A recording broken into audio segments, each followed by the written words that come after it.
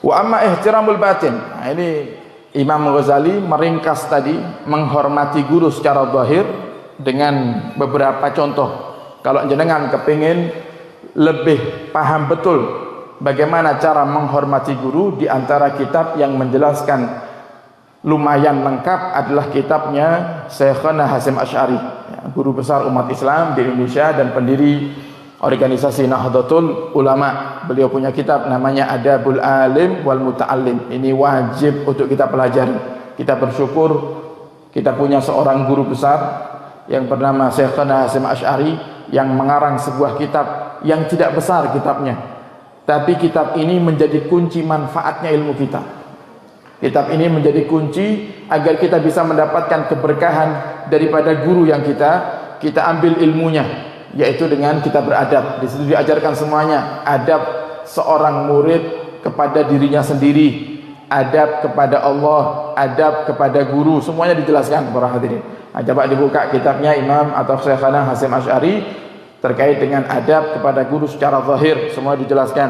Ya, tidak masuk ke ruangan guru seenaknya sendiri, ya, harus mengucapkan salam terlebih dahulu, minta izin, ya. Kemudian kalau guru berbicara jangan dipotong, ya. Biarkan guru selesai dari pembicaraannya. Kalau kita dikasih waktu baru kita bertanya. Tidak dikasih waktu tidak boleh tanya. Nah, ini adab ini. Ya. Kalau dikasih waktu untuk bertanya maka bertanya, karena kita tidak tahu hajatnya guru. Ya. Kemudian jangan meminta nasihat kepada guru di saat guru dalam keadaan yang sedang tidak nyaman. Misalnya, guru lagi asik dengan ngajinya, lagi asik dengan qiraah Qur'annya, kemudian kita datang langsung memotong, jangan. Ini juga bukan termasuk adab, dan banyak lagi adab-adab yang lainnya. Wa amma ihtiramul batin, dan cara menghormati guru secara batin, fahuwa anna kullama yasma'u wa yaqbalu minhu fi dhahir la yunkiruhu fil batin. Kalau kamu dengarkan gurunya ngatakan A, jangan sampai hatimu menolak. Ini menghormati guru secara batin. Guru kita tidak sadar kalau kita sedang bergejolak ini hati. Maka kita lawan. Kita tetap mengikuti daripada saran dari guru. La fi'lan wala qaulan, baik itu arahan dari guru yang berupa pekerjaan, berupa isyarat gerakan, atau yang berupa ucapan. Guru ngomong atau guru mempraktekkan, ya sudah, kalau itu yang diajarkan sama guru kita ikuti. Li'alla yattasima bin nifaq. Kenapa kita harus menyelaraskan antara zahir dengan batin? Kalau zahirnya kita seakan-akan sami'na wa ata'na, nggih guru gitu. Jangan sampai hatinya mengatakan tidak. Kalau hatinya mengatakan tidak atau hatinya merasa berat, berarti kita termasuk orang munafik. Kita disuruh sama guru kita misalnya, ayo coba nanti kira-kira kamu bisa ndak menyiapkan sound system untuk majelis. Nah, kebetulan dia merasa keberatan. Dia katakan kepada guru, ya guru, tapi di hatinya berat, tidak ikhlas. Maka ini orang termasuk orang yang munafik. Tapi kalau sudah kita diperintahkan sama guru, kita katakan ya, hatinya juga harus mengatakan ya. Guru katakan jangan lakukan ini nak, ini tidak boleh. Kita katakan guru, na'am, ya. Maka hatinya juga iya, jangan di belakang malah kita berat. Kiai ini kok malah nyuruh saya gini, ini kan bingung saya jadinya. Nah, ini munafik berarti. Ini munafik. Nah, pokoknya kalau dulu kita waktu di pondok pesantren, kalau kita disuruh sama guru, yaitu jawabannya hanya dua. Ya. Kalau sudah disuruh sama guru, jawaban zahir batinnya hanya dua. Apa itu? Na'am wa ala farhatik. Na'am wa ala farhatikum. Apa na'am? Na'am iya. Kayak disuruh guru, iya aja. Bisa, tidak bisa, iya. Kalau sudah kita ngerasa diri kita tidak bisa, dengan jawaban iya dan kita mantapkan jawaban itu, Allah yang akan berikan jalan. Makanya dulu saya pernah cerita waktu Abu Yazin mendatangkan Habib Syekh Solo, ya, Habib Syekh AA itu ke Pondok Dalwa. Beliau ingin semua jamaah makannya harus nikmat semuanya. Kalau para habaibnya, para kiainya makan kambing, jamaahnya pun juga harus makan daging kambing. Sehingga beliau nyuruh untuk pesan kambing 70 ekor. Pesan kambing 70 ekor. Nah, kebetulan waktu itu ya, kita yang di saat itu ditunjuk untuk mengurusi para santri, atau di Dalwa itu ada namanya organisasi santri Dalwa. Nah, itu biasanya dipegang oleh santri-santri yang sudah di kelas yang paling atas, yang sebentar lagi akan lulus ya.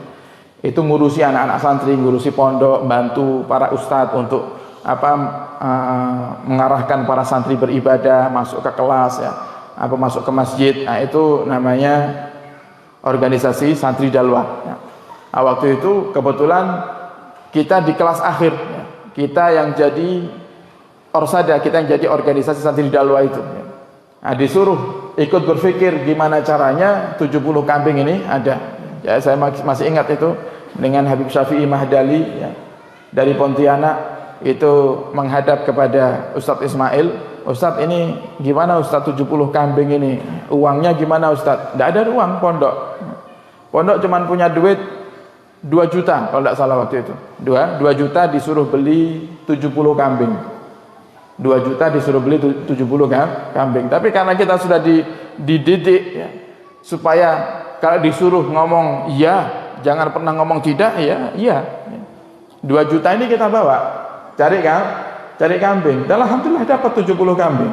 Nah, pasti kan kita berpikir logika aja. Coba jenengan yang punya kambing 70, saya beli 2 juta, mau enggak? Urusan ngeten beb ra enek habib-habiban beb. Ra enek ustad-ustadan iki. Masalahnya bangkrut beb. Kan ngoten.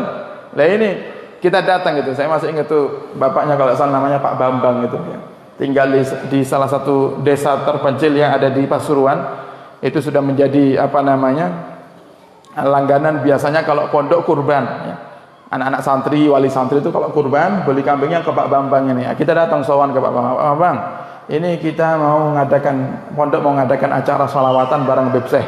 Disuruh nyiapkan 70 ekor kambing, Pak Abang. Kira-kira jenengan punya ndak stok 70 ekor? Oh, kalau saya waktu itu beliau jawab, kalau saya ada sekitar beberapa puluh beb. Nanti sisanya saya carikan ke teman-teman, bisa beb. Gampang, insya Allah ada. Akhirnya kita jujur, ya, mulai jujur. Tapi Pak Bambang, ini sama pondok cuma dititipi duit segini, ya, di amplopi. Ya. Kita pun ndak ngitung duit itu waktu itu. Cuman seingat kita, Ustadz Ismail itu bilang ini 2 juta. Ini dititipi duit segini. Oh, ndak apa-apa beb, ndak apa. Untuk pondok barokah insya Allah. Wah, ini 1001 orang kayak gini ya. 1001, tidak apa-apa barokah. Nah terus intinya kita tuh suruh beli kambing aja. Oh, saking baiknya ini Pak Bambang ini ya, Bapak Ibu, itu masih nawarkan balik ke kita. Niki beb ngersakne dipotongkan atau dipotong di pondok, anak-anak yang motong sendiri, yang nyembelih sendiri. Ya akhirnya kan saya tidak dipesan itu di pondok. Ya. Tapi saya rasa ya kalau dipotongkan juga akan lebih ringan kita gitu. Akhirnya saya bilang, gelek jenengan potong repot, jenengan potong sekalian, alhamdulillah Pak Bambang gitu. Oh gelek ngoten beb saya potong sekalian, nanti beb saya ceceli nggih, saya potong kecil-kecil. Nanti pokoknya tinggal masak aja pondok. Wah itu hebat ini, 2 juta dapat kambing 70 ekor ya. Nanti uangnya sisanya kapan-kapan be, pokoknya terserah pondok mau dibayar kapan, yang penting barokah kata Pak Bambang itu. Kemudian masih dipotongkan, disembelihkan, kemudian dipotong-potong diceteli, daging-dagingnya menjadi kecil-kecil, langsung siap masak. Akhirnya beliau bilang, sudah nanti kalau sudah selesai saya hubungi, bisa diambil. Saya hubungi bisa diambil. Akhirnya ngambil. Sudah beberapa hari dekat hari H, kita ambil daging kambing yang sudah dipotong-potong ke sana para hadirin. Nah itu waktu itu kita bawa ke pondok. Saya masih ingat bawa ke pondok. Sampai di rumahnya ini Pak Bambang ini, kita disembelihkan 1 anak kambing untuk kita makan. Coba, ini sudah bondone namung 2 juta. Ya. Bawa pulang 70 kambing, yang ngambil kambing dikasih gulai kambing, anak kambing gitu. Napa? Cempe, nggih. Nah, kita dimasakkan cempe 1. Beb ini ada ada anak kambing Beb, wah enak ini, dagingnya empuk. Jadi masakan coba, wah ini wali tersembunyi ini. Wali pedagang kambing tapi wali. Kenapa? Itu termasuk yang dipilih sama Allah. Pokoknya kalau disuruh sama pondok, iya. Disuruh sama ustadz, iya.